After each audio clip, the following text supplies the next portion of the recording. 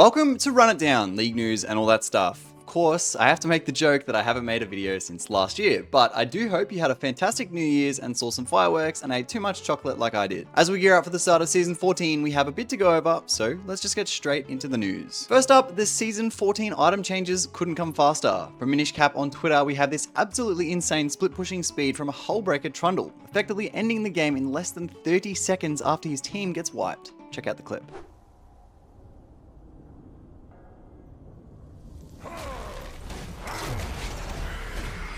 Your team has destroyed an inhibitor.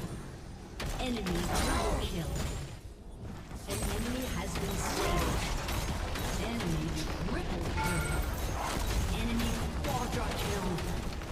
Your team has destroyed a turret. Your team has destroyed a turret. This user also noted that Trundle killed the towers so fast his Demolish procs didn't even get a chance to go off. I would also like to point out that recalling takes 8 seconds. If you started recalling the second Trundle began hitting the first Nexus tower, you would have had 1 second to stop him after your base ended, because from Nexus Tower 1 to Nexus Tower 2 to killing the enemy Nexus in total took Trundle 9 seconds. Not to mention, if you got anywhere near him, he would have killed you faster than he killed the Nexus. Next season, which begins in around a week, Hullbreaker is staying the same cost, but gaining 5 AD, losing 50 HP, losing the bonus defensive stats, but gaining what is effectively a Demolish built into the item. It has in exchange, however, lost its 200% bonus damage to structures. This does sound a bit better, but I still don't like the gameplay style that Hullbreaker promotes. Anyway, moving on, we have this League Dota comparison video sent to me from Czar Potato, a member of my Discord community. If you'd like to join said community, the link is in the description. Potato's done a good job showing that even though League and Dota are technically competitors, maybe they're not so different after all.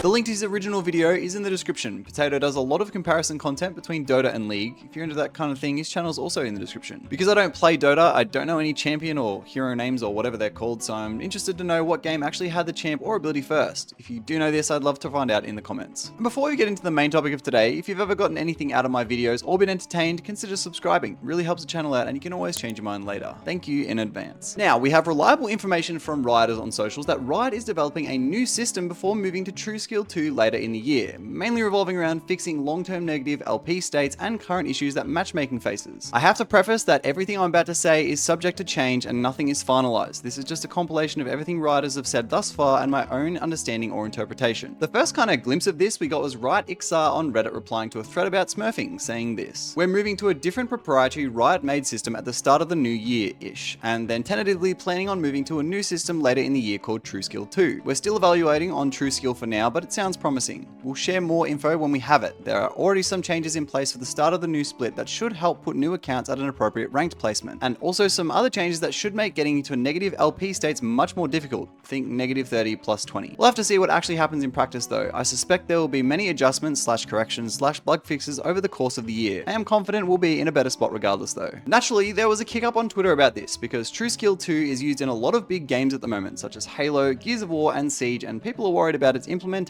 into League because it's obviously a very different game. Replying to one such post, Ixar assured us that, quote, "If we created a system that incentivized players to do something that isn't winning because it was better for LP, we'd be very unhappy with that and fix it." In the same vein as this, Barack Obama also confirmed that a link between your KDA performance and LP gain is not to be planned in any way. Bals just took a big sigh of relief. Nell explained why these questions are even being asked. From the paper about TrueSkill 2, which I'll also link in the description, it describes the system model as using in-game metrics to determine your reward. In other games, your KDA and in-game participation in key events affect what the game gives you, but the most important metric is win and loss. It always has been. This as a consideration was confirmed by Nextdoor. Probama also confirmed that while TrueSkill 2 can use additional factors to improve certain accuracies, it doesn't mean it will. Earlier on in the piece, I mentioned that Riot is working on their own system which we'll be moving into pretty soon. This will happen between now and the implementation of TrueSkill 2 because if it's the right course of action, it'll take a long time to do and Riot doesn't want to wait to make improvements, especially as the new season is just just around the corner. I think the biggest thing to note from this is that while they're developing and implementing a more accurate system, playing for KDA won't affect gains or losses. In a game with ambiguous and ever-changing win conditions such as League, having someone punished purely for being on weak side sounds like even more of a nightmare than being dove on repeat by a Renekton Elise. Although it mightn't seem it sometimes, Riot are actually pretty switched on when it comes to this stuff, so I'm keen to see how the implementation of these systems is executed. However, I'm also interested to know what you guys are thinking. Let me know in the comments below. And to wrap up the video, I'm gonna leave you with this clip of Broxah getting 100 to Ode by a tank Malphite while under tower. Thanks so much for watching, and I'll see you guys in the next video.